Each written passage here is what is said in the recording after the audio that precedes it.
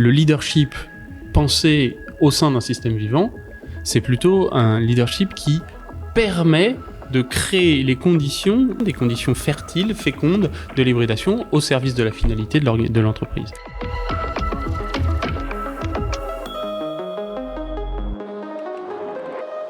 Bonjour à tous et bienvenue dans ce troisième épisode avec Martin Serralta qui nous parle des nouveaux modèles d'organisation. Pour ce troisième épisode, on reçoit Gaël Audier qui est directeur de création chez Pixelis. On va parler pour cet épisode d'hybridation. Martin, quand on parle d'hybridation dans les entreprises, de quoi on parle ? Moi j'ai tendance souvent à penser le modèle des organisations ou les organisations et les entreprises en particulier comme des systèmes vivants.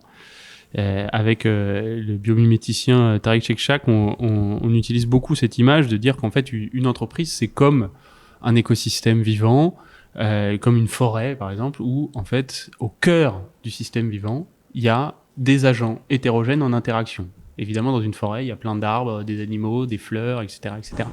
Et donc en fait par essence une entreprise avec des individus différents, avec une finalité particulière, avec des interactions avec un marché ou un écosystème particulier, c'est un système qui est hybride.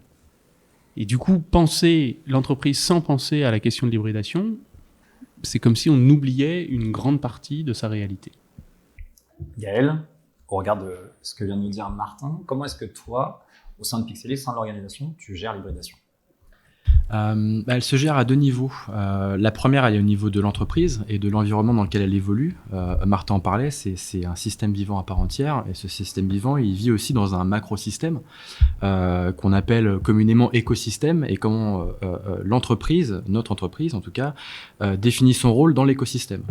Et puis de manière plus interne, on peut considérer qu'il y ait des silos ou des agrégations d'expertise. Comment est-ce qu'on les identifie et comment est-ce qu'on va garantir que justement elles viennent se mettre beaucoup plus en interaction pour créer un peu plus de richesse, un peu plus de friction aussi. C'est aussi comme ça qu'on crée de l'énergie par la friction. Et donc c'est ces deux pendants qui permettent de considérer l'activité au-delà des quatre murs de l'entreprise et au-delà des individus qui la constituent. Ok, très bien. Martin, du coup, certes on parle d'hybridation, qu'en est-il du leadership ?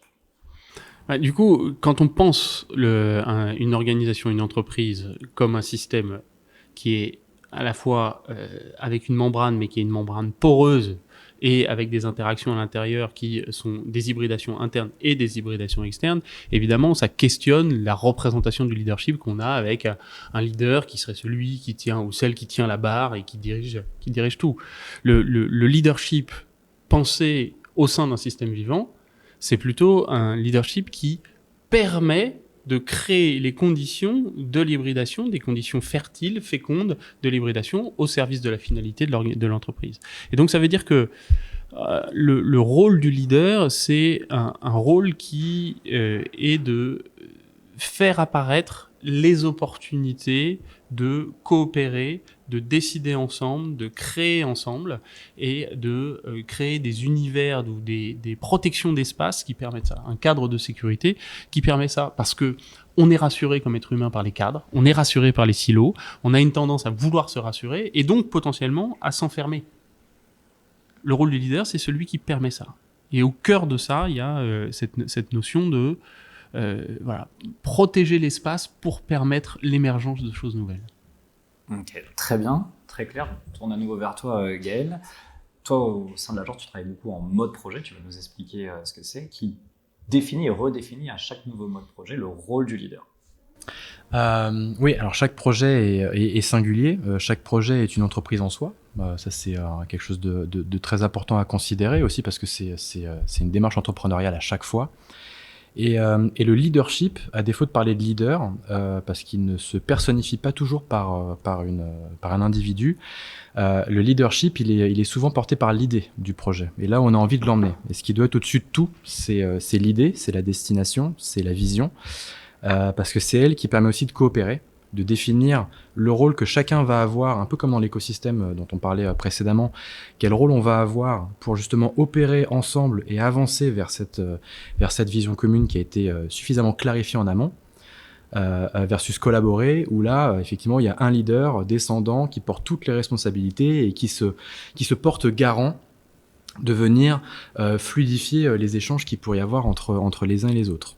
Et il n'y a pas de leader dans la nature. La nature, elle s'autogère parce que justement, il y a ces synergies qui sont naturellement établies et cette utilité qui est naturellement établie. Et donc, on cherche justement à reproduire ça dans les projets. Ok. Comment est-ce que du coup, en mode projet, on se met au service d'un objectif commun, voire même au service de l'impact? En définissant des objectifs, en croisant aussi, en dialoguant avec des parties prenantes extérieures au projet, et que ces objectifs, une fois qu'ils sont déterminés, ils puissent être partagés par tous les métiers et toutes les expertises, qu'elles soient chez Pixelis ou auprès de toutes nos parties prenantes.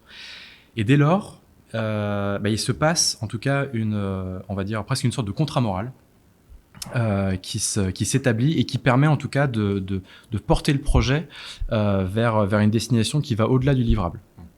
Le livrable, c'est la garantie d'un résultat et il est important qu'on puisse continuer de le garantir en tant qu'agence. Ce qui est important demain, c'est qu'on arrive à mesurer cet impact et il suffira pas d'un outil, il suffira pas d'une seule expertise. Il faudra que à chaque projet, on identifie la bonne clé de lecture, la bonne expertise, le bon partenaire et comment est-ce qu'on vient justement jouer et travailler avec nos clients pour pouvoir les bâtir ensemble. Merci beaucoup. Martin, du coup, et ce sera un peu la conclusion de cet échange-là, on parle d'hybridation, on parle de nouveaux modèles de leadership. Est-ce qu'on va du coup vers une nouvelle manière de travailler ensemble? Alors oui, il y a beaucoup d'émergences de façons de travailler ensemble qui se testent. Gaël vient d'en expliciter une. Ce qui me paraît vraiment intéressant, c'est que on tente en fait des approches d'hybridation qui permettent de reconnaître la singularité de chacun. Il y a un mouvement philosophique qui m'est assez cher, qui est inspiré des travaux d'Ivan Illich, qui s'appelle le convivialisme. Et le convivialisme, l'idée de la convivialité chez Illich, c'est de dire que en fait on recrée des objets au sens large, hein, ça peut être un objet matériel mais aussi potentiellement un projet dont chacun des acteurs concernés peut s'autosaisir, développer de l'autonomie et surtout retrouver une force, une capacité de contribuer avec sa singularité. Le convivialisme se définit comme ça, c'est un mouvement philosophique international qui se définit par la capacité à coopérer en s'opposant sans s'entretuer. Et cette logique de l'opposition créatrice, des points de vue différents, de la diversité des points de vue qui est au cœur de cette notion d'hybridation, elle a une vertu immense, c'est qu'elle encapacite chaque individu. Autrement dit, elle nous donne la possibilité de se sentir plus agissant, plus épanoui, parce qu'en fait, on développe notre autonomie, on développe notre capacité à faire, et donc c'est au service de la performance de chacun, et aussi au service de la performance des entreprises. Donc, une belle évolution qui est une évolution de notre capacité à être nous-mêmes dans une dynamique conviviale. Très bien, très clair. Merci beaucoup. Un grand merci à toi, Martin, de t'être prêté au jeu de ces 3 épisodes. Merci Gaël, et on se retrouve très vite pour de nouveaux formats.